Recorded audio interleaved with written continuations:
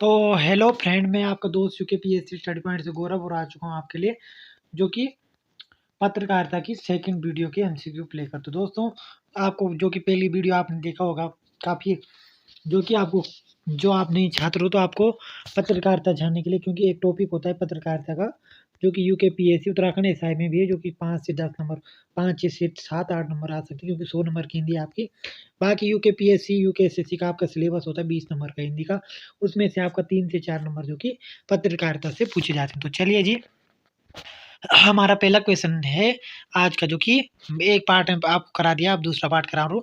तो देखिए, संक्षेपण के लिए जरूरी है कि वो संक्षेपण एक होती है आपकी, उसके लिए क्या जरूरी होता है? तो उसके लिए आप सीधी, सरल, सहज, व्याकरण, समझ, स्पष्ट भाषा में प्रस्तुत हो। संक्षेपण का क्या अर्थ है? क्या है? सीधी, सरल, सहज, व्याकरण और समझ भाषा में जो कि प्रस्तुत हो। तो देखिए, ये हमने संक्षेपण के बारे में पढ़ लिया। अब देखिए, संक्षेपण संक्षेपण का जो कि इसमें हमें भरना है, तो संक्षेपण का जो कि भाव और भाषा का प्रभाव एक आवश्यक गुण है। तो हमारा राइट आंसर उसका हो गया जो कि ऑप्शन नंबर डी। संक्षेपण को समझिए तो क्या है संक्षेपण? संक्षेपण में भाव और भाषा का प्रभाव आवश्यक गुण है। तो अगर आपसे पूछा जाए कि संक्षेपण का गुण क्या है, तो भाव और भाषा का गुण। अब देखिए, पल्लवन में विषय विषय का, पल्लवन जो होता है आपका, उसमें विषय का, तो पल्लवन में आपका विस्तार की, बस पल्लवन में विषय का जो कि विस्तार किया जाता है। इसका हमारा ऑप्शन नंबर सी जो कि राइट आंसर हो जाएगा। पल्लवन में क्या होता है? तो विषय का जो कि विस्तार होता है। तो आपको हमने अच्छे ढंग से समझा रहा हूँ मैं। तो देखिए, आप देखिए, पल्लवन का अर्थ होता है, तो इसका हमारा राइट आंसर हो गया। पल्लवन का जो कि अर्थ होता है विस्तारण। विस्तारण, पल्लवन का अर्थ क्या होता है? तो विस्तार। हमारा ऑप्शन नंबर बी जो कि राइट आंसर हो जाएगा, जो कि विस्तारण। अब देखिए, अगला क्वेश्चन है हमारा कि, तो देखिए, अगला क्वेश्चन देखिए कि के लिए मूल विचारों तथा भावों के नीचे दबे अन्य सहायक विचारों को समझने की चेष्टा करनी चाहिए। तो किसके लिए करनी चाहिए? तो हमारा 50 का राइट आंसर हो जाएगा, जो कि पल्लवन के लिए। पल्लवन की परिभाषा एक ही है, आप पल्लवन के लिए विचारों अथवा भावों के नीचे दबे अन्य सहायक विचारों को समझने की चेष्टा करनी चाहिए। तो हमारा राइट आंसर इसका है पल्लवन, यहाँ पे आएगा तो पल्लवन। पल्लवन के लिए तो देखिए, आपको अच्छे ढंग से समझा रहा हूँ मैं, तो बने रहिए वीडियो के साथ। तो देखिए जी, अगला अर्थ है कि पल्लवन प्राय प्रसिद्ध काव्य पंक्ति आदि का किया जाता है।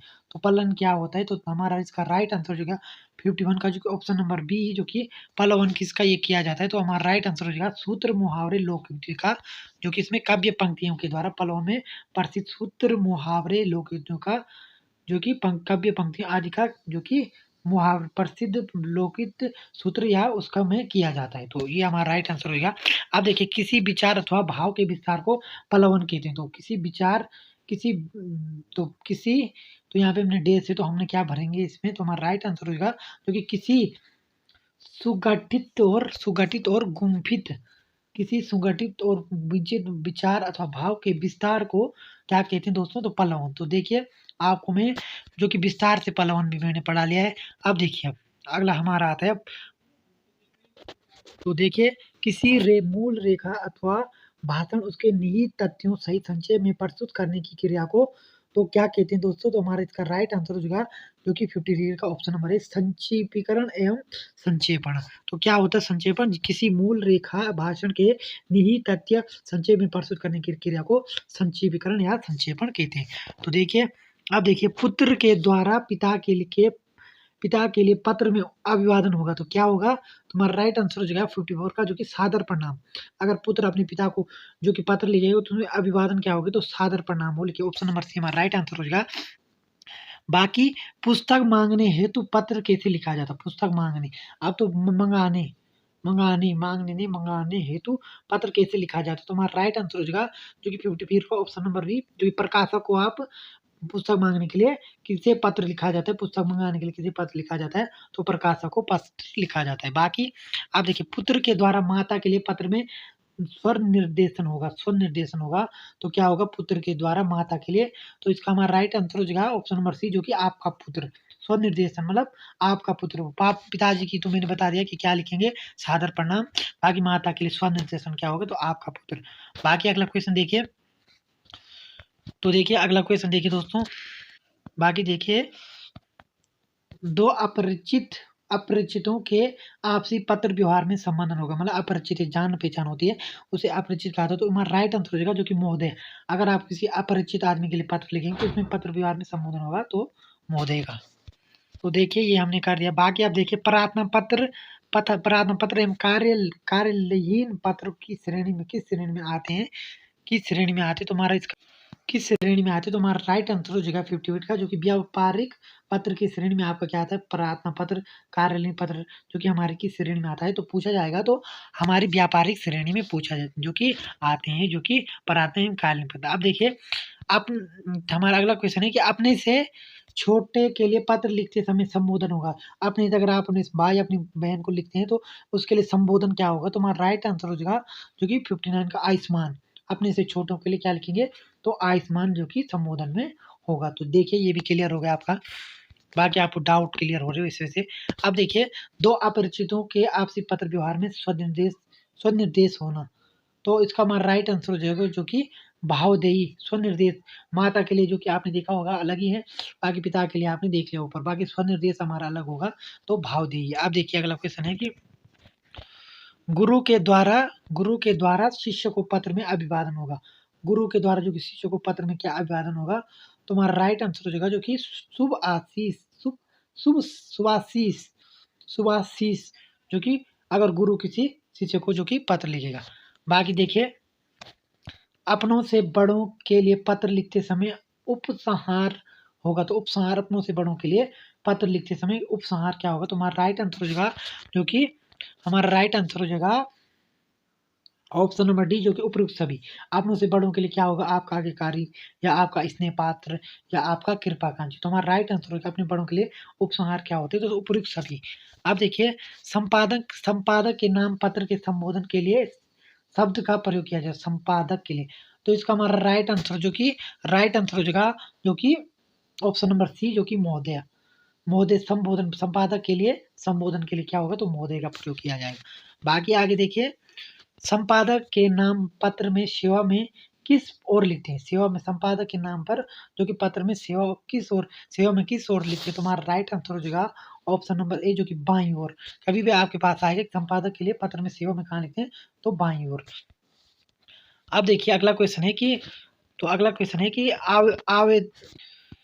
आवेदन पत्र लिखते समय दिनांक लिखने के निम्न में से कौन सा प्रकार सही है। मतलब आवेदन पत्र लिखते समय दिनांक लिखने का सही तरीका क्या है, तो हमारा जो कि राइट आंसर हो जाएगा जो कि ऑप्शन नंबर सी, ऐसे में ही लिखा जाता है, जो कि आपका दिनांक समय पत्र आवेदन पत्र पर लिखते हुए समय, तो ऐसे में आपका लिखा जाएगा, option number C right answer हो गया। आप देखिए शिष्य के द्वारा गुरु को पत्र में संबोधन होगा, तो हमारा राइट आंसर हो जाएगा जो कि ऑप्शन नंबर बी, जो कि श्रद्धेय गुरुजी, जो कि अगर पूछा जाएगा कभी शिष्य के द्वारा जब गुरु को पत्र में संबोधन क्या होता है, तो श्रद्धेय गुरुजी।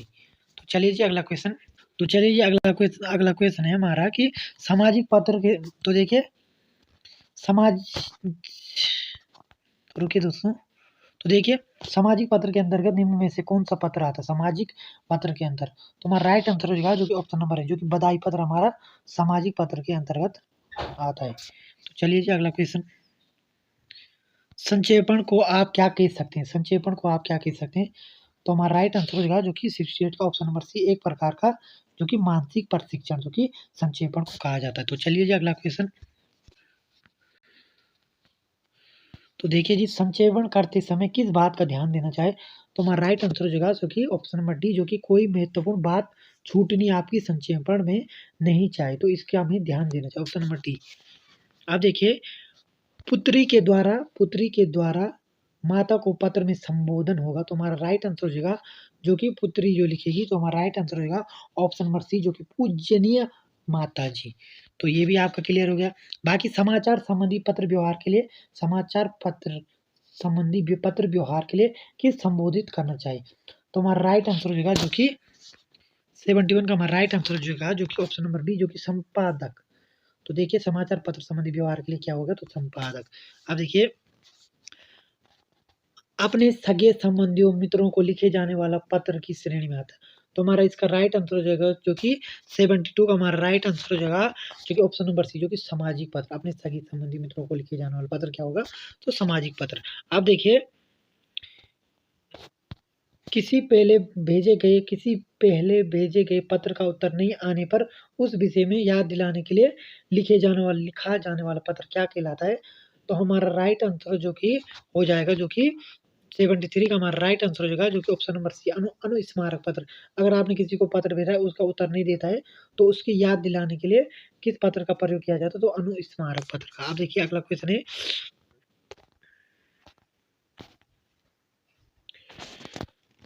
अब देखिए दोस्तों अगला क्वेश्चन है कि विभिन्न प्रकार के जो कि सरकारी नियमों, आदेश, घोषणाओं को, राजपत्रित आधिकारिक गजट या तबली नियुक्तियों, छुट्टी पर जाने की सूचनाओं को राजपत्र या गजट में प्रकाशित करने के लिए जन साधन तक पहुंचाने के लिए किसका प्रयोग किया जाता है? तो हमारा राइट आंसर हो जाएगा, जो कि अधिसूचना का जो कि हमें प्रयोग करना है, जो कि गजट तक पहुंचाने के लिए।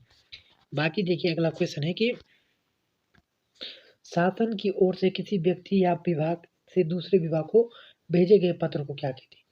तो देखिए हमारा जो कि राइट आंसर हो जाएगा, जो कि सरकारी पत्र, शासन के द्वारा किसी व्यक्ति या विभाग को दूसरे विभाग को भेजे जाने वाला पत्र क्या होगा? तो सरकारी पत्र। अब देखिए जब कोई कागज पत्र मूल रूप से प्रेषक को लौटाना होता है तो क्या होता है? तो हमारा राइट आंसर हो जाएगा ऑप्शन नंबर बी, जो कि पृष्ठकान। तो देखिए यदि किसी सरकारी ऑफिस में पत्र भेजा जा रहा हो तो उसकी कॉपी किसी अन्य ऑफिस में भेजी जा रही, तो उससे क्या कहते हैं? तो इसका हमारा राइट आंसर हो जाएगा, जो कि 77 का, जो कि प्रतिलिपि। तो देखिए अगला क्वेश्चन, किसी कार्यालय या विभाग का वह अधिकारी जो अपने अधीन कार्य करने वाले अधिकारियों की निगरानी रखे कहलाता है। तो इसका राइट आंसर हो जाएगा, जो कि अधीक्षक। तो चलिए जी अगला क्वेश्चन है कि अर्ध कार्यालयीय पत्र के अर्ध सरकारी पत्र व्यवहार में इनमें से मुख्यतः किनके बीच किया जाता है? कार्यालयीय पत्र, जो कि तुम्हारा राइट आंसर हो जाएगा, जो कि शासकीय अधिकारियों के बीच कार्यालयीय पत्र के बीच अर्ध सरकारी पत्र व्यवहार किया जाता है। तो इसमें कंफ्यूज मत होना, तो इससे इसका जो कि व्यवहार किसके साथ किया जाता है? तो शासकीय अधिकारियों के बीच। तो चलिए जी अगला क्वेश्चन है कि तो कार्यालयीय पत्रों की भाषा होती है, जो कार्यालयीय पत्र होते हैं उनकी क्या भाषा होती है? तुम्हारा राइट आंसर हो जाएगा कि औपचारिक भाषा। आता है क्वेश्चन। तो चलिए जी अगला क्वेश्चन है कि पूर्व में प्रेषित पत्र का स्मरण दिलाने के लिए भेजा गया पत्र कहलाता है, जो पूर्व में याद दिलाने के लिए। तो हमारा राइट आंसर हो जाएगा, जो कि ऑप्शन नंबर ए, जो कि अनुस्मारक पत्र का जो कि प्रयोग किया जाता है। अब देखिए अधिसूचना का जो कि प्रकाशन होता है, तो देखिए अधिसूचना का प्रकाशन होता है, तो हमारा राइट आंसर हो जाएगा 82 का, जो कि राजपत्र या गजट में।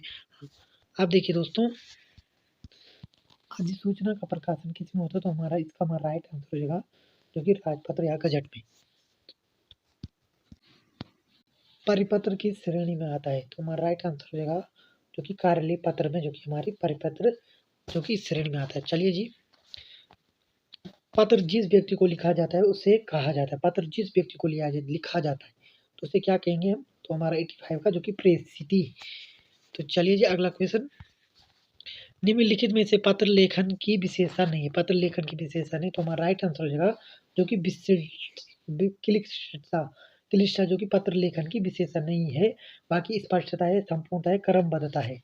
तो अगर आता है कभी, तो ये देखिए किसी छात्र द्वारा अब देखिए किसी छात्र द्वारा अपने विद्यालय में मनाए गए वार्षिक उत्सव को उत्साहपूर्ण जानकारी अपने प्रिय मित्र को देनी, तो वह किस प्रकार का पत्र लिखेगा? तो हमारा इसका राइट आंसर हो जाएगा, जो कि वैयक्तिक पत्र, जो कि छात्र इसमें जो कि वार्षिक उत्सव में अपने छात्र को इसकी जानकारी देगा। अब देखिए यदि पूर्व के संदर्भ में दोबारा उद्धृत करते हुए पुनः उसी सूचना को दोहराया जाता है, तो वो उस विकल्प को क्या आएगा? तो हमारा राइट आंसर हो जाएगा, कि अनुस्मारक, मतलब जो याद दिलाना है। अब देखिए परिपत्र कब जारी किया जाता है? तो हमारा राइट आंसर हो जाएगा, जो कि ऑप्शन नंबर बी, बैठक में लिए गए महत्वपूर्ण क्रियान्वित करने के उद्देश्य से, जो कि हमारा परिपत्र लिया जाएगा। तो दोस्तों ये थे हमारे जो कि महत्वपूर्ण। बाकी चलते हैं अगले क्वेश्चन की ओर। तो चलिए जी अगला क्वेश्चन है कि अपने तो दोस्तों ये हमने खुद ही कर रखा था, अपने मित्रों प्रिय बंधुओं को लिखने वाले पत्र को किस प्रकार के पत्र माना जाता है? तो अनौपचारिक पत्र, जो कि अपने मित्र या बंधुजनों को लिखने वाले पत्र किस प्रकार का पत्र माना जाएगा? तो अनौपचारिक पत्र। तो चलिए जी अगला क्वेश्चन है, संपादक किसे कहते हैं? तो हमारा राइट आंसर हो जाएगा, जो कि संपादक हम जो उसे कहते हैं। तो देखिए जो कि त्रुटि रहित कर छापने योग्य बनाने वाली खबरों को हम संपादक कहते हैं। आप देखिए अगला क्वेश्चन है कि यूनिकोड फंड के फायदे क्या है? तो हमारा राइट आंसर हो जाएगा, मानक कुंजी बंडल में टंकन, सभी अद्यतन प्रणाली में कठिनाई, ऑनलाइन और ऑफलाइन के लिए सुविधा, जो कि उसका राइट आंसर हो जाएगा, जो कि उपरोक्त सभी।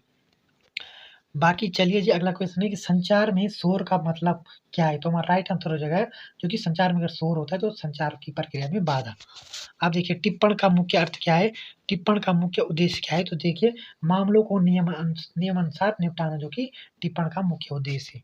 अब चलिए जी, अगला क्वेश्चन है कि जो पत्र सरकारी विभागों, संबंध अधिनियम से या स्वयं शासी निकाय या विदेशी सरकार, राज्य सरकार या स्वैच्छिक संस्थाओं अथवा व्यक्ति को लिखा जाता है, उसे क्या कहते हैं? तो सरकारी पत्र। तो चलिए जी, अगला क्वेश्चन है कि समाचार लेखन की सबसे बहुपरिचित एवं लोकप्रिय शैली क्या है? तो उल्टा पिरामिड शैली, जो कि प्रचलित है। तो चलिए जी, अगला क्वेश्चन है कि अर्ध सरकारी पत्र के प्रारूप में प्रेषक का नाम और पदनाम होता है, तो बाईं ओर शीर्ष पर, जो कि ऑप्शन नंबर सी। तो चलिए जी, अगला क्वेश्चन है कि ईमेल किस प्रकार का जनसंचार माध्यम के अंदर आता है? तो हमारा राइट आंसर हो जाए, जो कि आधुनिक दृश्य माध्यम की, जो कि ईमेल हमारा आधुनिक दृश्य माध्यम के अनुसार। बाकी रेडियो पूछ है आपका तो श्रव्य माध्यम से। बाकी पासपोर्ट को हिंदी में कहते हैं, तो हमारा राइट आंसर जो कि परिपत्र कहते हैं। बाकी चलिए जी, अगला क्वेश्चन है कि किसी विचारहीन पत्र अथवा प्रकरण को निपटने के लिए उस पर राय या मंतव्य, आदेश, निर्देश दिया जाता है, तो उसे क्या कहते हैं? तो टिप्पण कहते हैं। तो चलिए जी, अगला क्वेश्चन है कि एंकर बाइट कहते हैं। तो देखिए एंकर द्वारा किसी समाचार की पुष्टि हेतु वीडियो या कथन दिखाने को, जो कि एंकर बाइट कहते हैं। तो चलिए जी, अगला क्वेश्चन है कि किसी मुद्दे पर लेख लिखने पे उसमें ताज़ी घटना का उल्लेख करना, जिसके कारण वह मुद्दा चर्चा में आए, उसे क्या कहते हैं? तो न्यूज़ पेज। तो चलिए जी, अगला क्वेश्चन है कि बैठक में उपस्थित व्यक्तियों के पद अनुसार उनकी राय का पूरा विवरण सहित रेखांकित कार्यों में विचार परामर्श किया जाता है, तो कार्यवृत्ति के बारे में। तो देखिए जी, अगला लास्ट क्वेश्चन है हमारा, जो कि प्रारूप लेखन का अर्थ होता है, तो हमारा पत्र का कच्चा रूप तैयार करना, जो कि प्रारूप लेखन का अर्थ है। तो चलिए जी दोस्तों, ये थे हमारे जो कि आज के महत्वपूर्ण पत्रकारिता के क्वेश्चन। आई होप आपको वीडियो अच्छी लगी। वीडियो आपको अच्छी लगी तो वीडियो को लाइक कीजिए, चैनल पे नहीं हो तो चैनल को सब्सक्राइब कीजिए। मिलते हैं दोस्तों एक नई वीडियो के साथ, तब तक के लिए जय देव भूमि उत्तराखंड, जय भारत।